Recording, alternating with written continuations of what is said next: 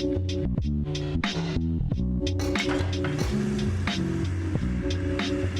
you hear what we got news of? Mikey C has a tanning bed in his bunker. Mikey C has his top picks for each 3 locations for the Triple Crown, Haleiwa, Sunset, and Pipe. Mikey, what's going on over there? You're looking a little tan. Are you ready to come out of your bunker? It's funny you should say that, Nate. I've spent the last week scouting Haleiwa, Sunset, and Pipeline to get a better idea of who's going to win this year's Vans Triple Crown. There's been a lot of meditation around the HIC Pipe Pro in particular.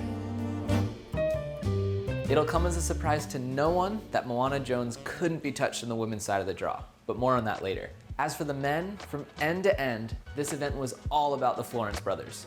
Ivan got the event's only 10 and finished 3rd overall, losing to John 4 times in the process. At least he got to stuff this one right in his big bro's face. John went on to win the event, but only just.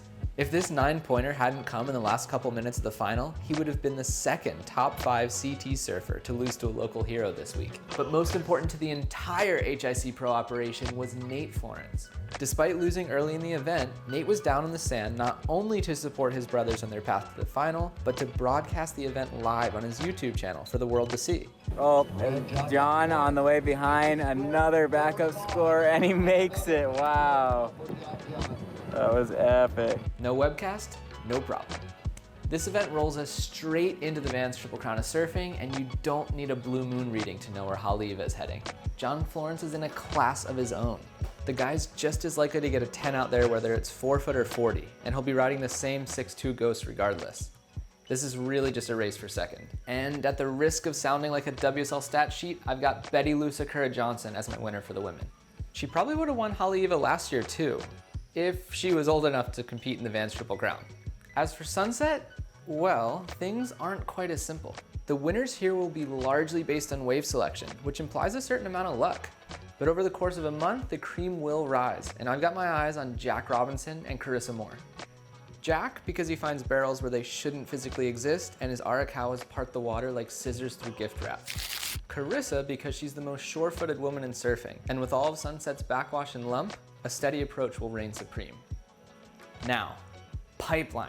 This is where things get really interesting. It's the wave where the most amount of people can win because anybody on the Vans Triple Crown roster can luck into a couple smoking tubes. For the women, likely contenders include Coco Ho, Zoe McDougal, Kiala Kennelly, Carissa Moore, and Betty Lou Sakura Johnson. But if we get a few West swells during the Triple Crown window, no one's getting past recent HIC Pipe Pro winner Moana Jones. JOB called her the best female pipe surfer of all time, and who are we to argue? For the men, our eyes are on Baron Mamiya, Griffin Colapinto, all of the Florence brothers, Seth Moniz, Makana Pang, Koa Rothman, and the list goes on. But if you're asking me, this year's all about Mason Ho. The guy's dominated early season sessions at Backdoor, and I know he'd love nothing more than to add his name to the Triple Crown winners list alongside Michael and Uncle Derek. And don't worry, Mason, there's no hooter in the digital Vans Triple Crown. Mason's gonna go just for fun.